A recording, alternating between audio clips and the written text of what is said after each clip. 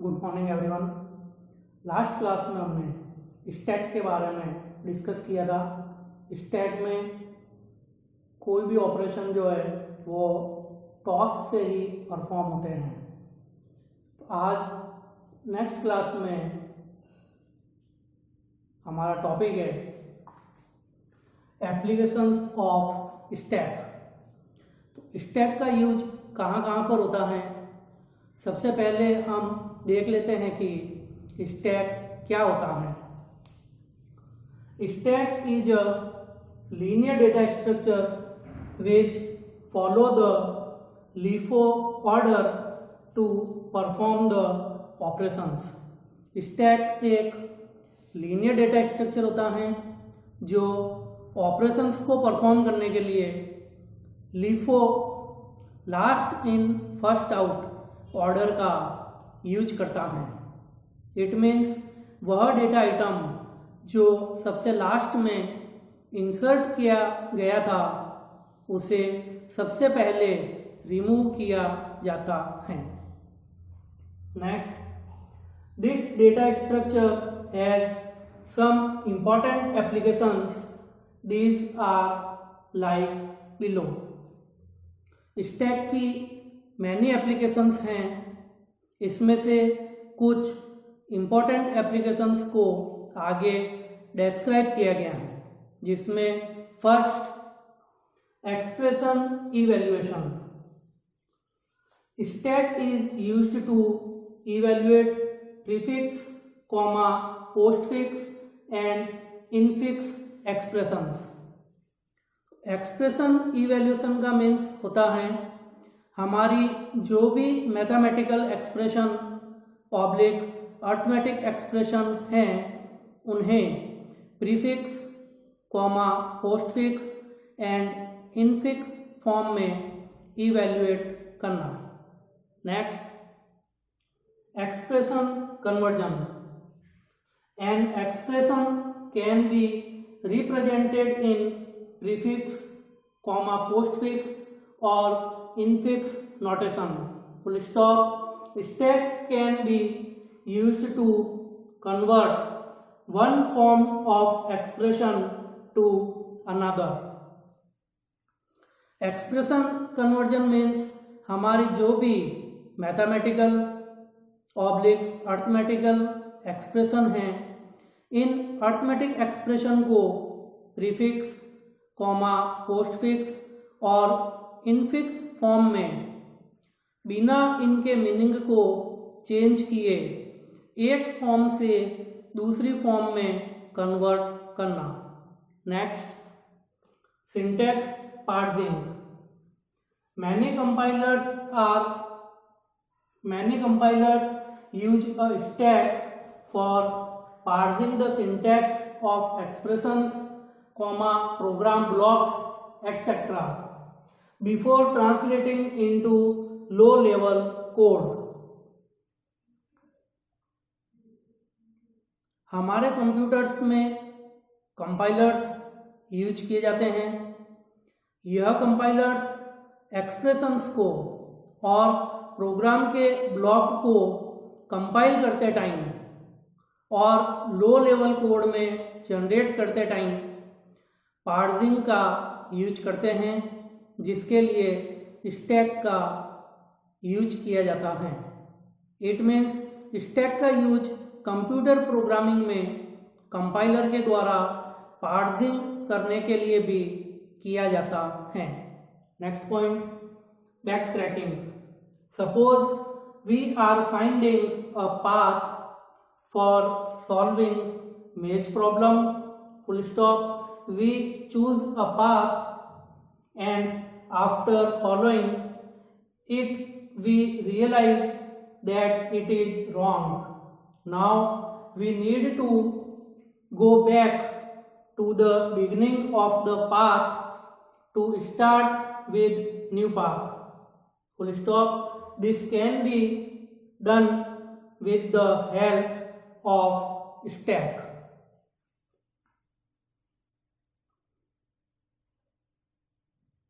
Back tracking का means यह होता है कि मान लीजिए हम यदि मेज प्रॉब्लम भूल भुलैया को सॉल्व करना चाहते हैं और हम किसी पर्टिकुलर स्टार्टिंग पॉइंट से एक पाथ को चूज करके हम प्रॉब्लम को सॉल्व करने के लिए आगे की ओर बढ़ते हैं, मगर जैसे ही हम कुछ दूर आगे की ओर बढ़ते हैं तो हमें रियलाइज होता है कि हम रॉन्ग पाथ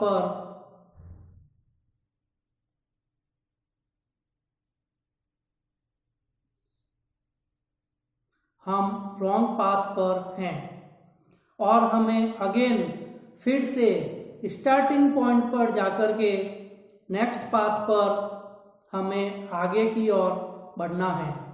तो यहाँ से हमें वापस जाने के लिए स्टैक का यूज करना होता है, जिसे हम बैक ट्रैकिंग कहते हैं। तो स्टूडेंट्स, फॉर एग्जांपल अपन भी कभी कभी कहाँ पर घूमने जाते हैं, वॉकिंग पर जाते हैं, तो हमारे सामने 2 पाथ आ जाते हैं। तो उन 2 पाथ में से हमको किसी भी 1 पाथ को चूज करना होता है। तो हम 1 पाथ को जब चूज करते हैं और आगे बढ़ते हैं तो देखते हैं कि आगे अब जो पाथ होता है कहीं पर भी नहीं जाता है, क्लोज हो जाता है। तो इस सिचुएशन में हमको रियलाइज होता है कि हम गलत पाथ को चूज कर लिया है। तो इस सिचुएशन में अपन को जहां से रॉन्ग पाथ चूज हुआ था वहां से अपन को वापस बैक आना पड़ेगा। तो यही प्रोसेस, और वापस जब बैक आएंगे तो वहां से नेक्स्ट पाथ को चूज किया जाएगा जिससे हम आगे की ओर मूव कर सकते हैं। तो इसी प्रोसेस को बैक ट्रैकिंग कहा जाता है। Next point, parenthesis checking. Stack is used to check the proper opening and closing of parenthesis.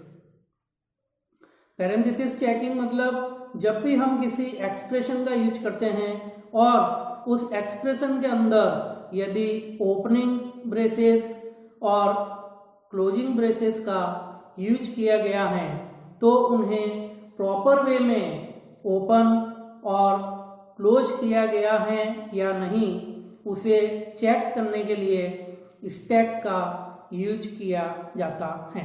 तो स्टूडेंट्स, अपन जितने भी एक्सप्रेशंस यूज में लेते हैं उन एक्सप्रेशंस को पैरेंथेसिस के बीच में लिखा जाता है। जैसे कि मैं एक्सप्रेशंस लिख देता हूँ आपका open parenthesis a plus b and close parenthesis. तो पैरेंथेसिस चेकिंग जो होती है वो यही होती है कि आपने जितने भी पैरेंथेसिस ओपन किए हैं वो प्रॉपर वे में वापस क्लोज किए या नहीं किए हैं, तो इसको चेक करने के लिए भी स्टैक का यूज किया जाता है। Next point, string reversal. Stack is used to reverse a string, full stop. We push the characters of string one by one into stack and then pop character from stack.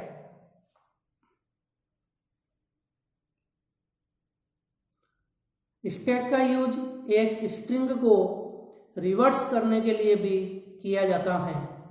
जब भी हम string के characters को एक एक करके stack में push करते हैं और इसके बाद स्टैक के अंदर से हम टॉप एलिमेंट को 1 बाय 1 पॉप करके रिवर्स ऑर्डर में स्ट्रिंग को प्राप्त कर सकते हैं।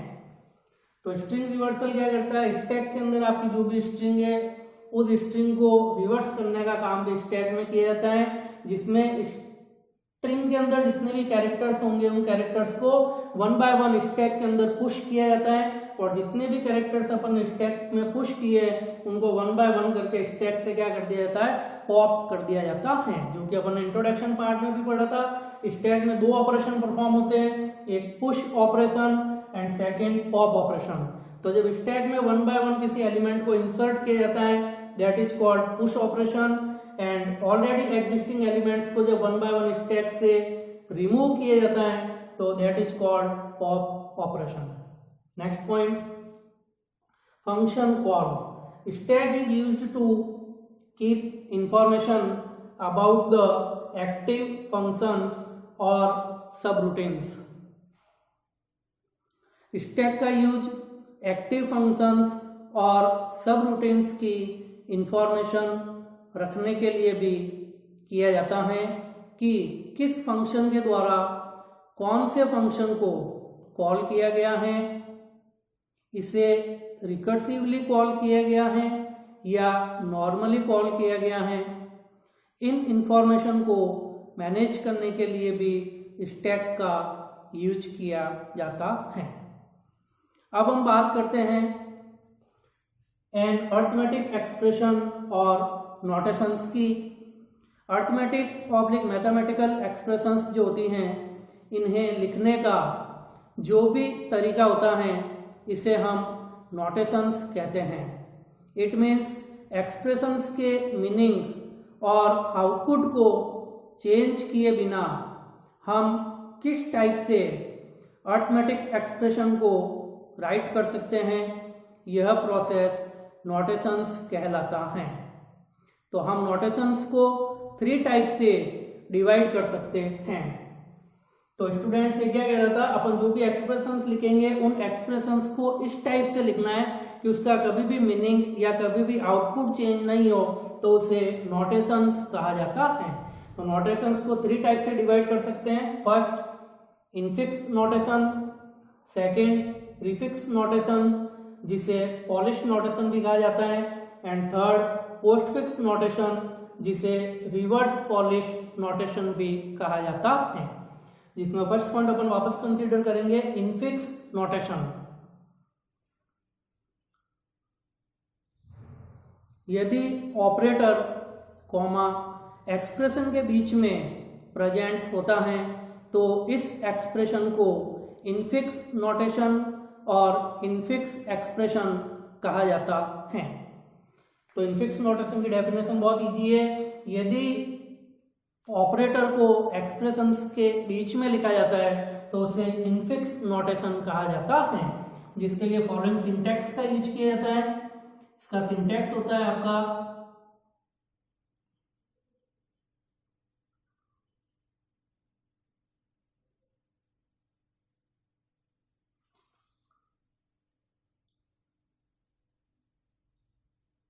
तो ये आपके इनफिक्स नोटेशन का सिंटैक्स है, जिसमें अपन पास 2 ऑपरेंड्स अवेलेबल है, operand 1 and operand 2।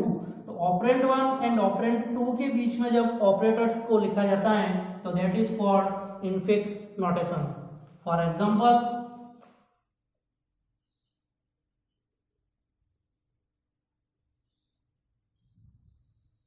a plus b। तो यहाँ पर अपने पास 2 ऑपरेंड्स है। फर्स्ट ऑपरेंड है आपका a एंड सेकेंड ऑपरेंड है आपका b। दोनों ऑपरेंड्स के बीच में आपका ऑपरेटर यूज में लिया गया है, that is called infix notation. इस नोटेशन को अपन नेक्स्ट एग्जांपल के द्वारा भी समझ सकते हैं। a plus b multiplication c plus d। तो यहाँ पर भी आपका इनफिक्स नोटेशन यूज में लिया गया है, जिसमें आपके पास 4 ऑपरेंड्स है। फर्स्ट 2 ऑपरेंड्स से आपके पास a और b। फर्स्ट 2 ऑपरेंड्स का एडिशन होगा सबसे पहले, और उसके बाद में next 2 operands c and d है। उन c एंड d के बीच में भी आपका वापस एडिशन ऑपरेशन परफॉर्म होगा, और जब इन दोनों एक्सप्रेशन का रिजल्ट आ जाएगा तब उसके बाद में दोनों एक्सप्रेशंस के बीच में मल्टीप्लिकेशन ऑपरेशन को सॉल्व किया जाता है। तो इस प्रकार से ये जो नोटेशन लिखे गए ये आपके इनफिक्स नोटेशन कहलाते हैं। नेक्स्ट आता है इसके बाद में प्रीफिक्स नोटेशन। तो प्रीफिक्स नोटेशन किसे कहेंगे, यदि किसी ऑपरेटर को ऑपरेंड से पहले राइट किया जाता है तो उसे प्रीफिक्स या पॉलिश नोटेशन कहते हैं। फॉर एग्जांपल जैसे कि मैंने लिख दिया प्लस ए बी, तो अब इसमें क्या होगी इसकी डेफिनेशन कि यदि ऑपरेंड से पहले ऑपरेटर को लिखा जाता है तो उसे प्रीफिक्स नोटेशन कहा जाता है। Next postfix notation. तो पोस्टफिक्स नोटेशन यदि ऑपरेंड्स के लास्ट में या ऑपरेंड के बाद में ऑपरेटर को लिखा जाता है तो उसे पोस्टफिक्स नोटेशन कहा जाता है, जिसे हम रिवर्स पॉलिश नोटेशन भी कहते हैं। फॉर एग्जांपल जैसे मैं इस एक्सप्रेशन को इस प्रकार से लिख देता हूँ ए बी प्लस। तो अब इसमें क्या हुआ, ऑपरेंड्स के बाद में ऑपरेटर को लिखा गया है। तो जब ऑपरेंड्स के बाद में ऑपरेटर को लिखा जाता है that is called postfix notation, जिसे रिवर्स पॉलिश नोटेशन भी कहा जाता है। तो ये थे आपके नोटेशंस जो कि कंप्लीट हुए। Next conversion of notations. एक फॉर्म को दूसरे फॉर्म में कन्वर्ट करना कन्वर्जन ऑफ नोटेशंस कहलाता है, जो कि अभी अपन ने पढ़ा, जो कि 3 टाइप के होते हैं, infix notation, prefix notation and postfix notation. Infix notation का अपन ने एग्जांपल लिया था a प्लस b। तो जब 2 ऑपरेंड्स के बीच में ऑपरेटर लिखा होता है तो उसे इनफिक्स नोटेशन कहा जाता है। इन नोटेशन को क्या किया जाएगा, प्रीफिक्स नोटेशन में चेंज किया जाएगा अकॉर्डिंग टू डेफिनेशन। तो प्रीफिक्स नोटेशन की डेफिनेशन होती है कि ऑपरेंड से पहले ऑपरेटर को लिखा जाता है, उसे प्रीफिक्स नोटेशन कहा जाता है। तो अपन क्या करेंगे, सबसे पहले अपने जो ऑपरेटर है उसको लिख देंगे और उनके बाद में क्या लिखे जाएंगे, ऑपरेंड्स को लिखा जाएगा। तो ये आपका प्रीफिक्स नोटेशन कहलाएगा। तो एक फॉर्म को यदि अपन दूसरी फॉर्म में कन्वर्ट करते हैं तो वो आपका कन्वर्जन ऑफ नोटेशन कहलाता है। इसी प्रकार अपन इनफिक्स नोटेशन को पोस्टफिक्स नोटेशन में भी चेंज कर सकते हैं, जिसमें ऑपरेंड्स के बाद में ऑपरेटर को लिखा जाता है। तो सबसे पहले आपके ऑपरेंड्स आ जाएंगे और उसके बाद में फिर क्या किया जाएगा, ऑपरेटर को लिखा जाएगा, that is called postfix notation. तो इस प्रकार से एक नोटेशन को अनदर नोटेशन में कन्वर्ट करना कन्वर्जन ऑफ नोटेशन कहलाता है। Next, recursion. Recursion computer programming language का बहुत ही इंपॉर्टेंट प्रोसेस ऑब्लिक पार्ट है, जिसमें कंप्यूटर प्रोग्रामिंग की ऐसी प्रोसेस जिसमें फंक्शंस ओन ऑब्लिक सेल्फ को ही डायरेक्ट और इनडायरेक्ट वे में कॉल करता है, रिकर्जन कहलाता है। तो स्टूडेंट्स, आपने बीसीए फर्स्ट ईयर के सब्जेक्ट सी लैंग्वेज में भी यह टॉपिक स्टडी किया होगा, रिकर्सन।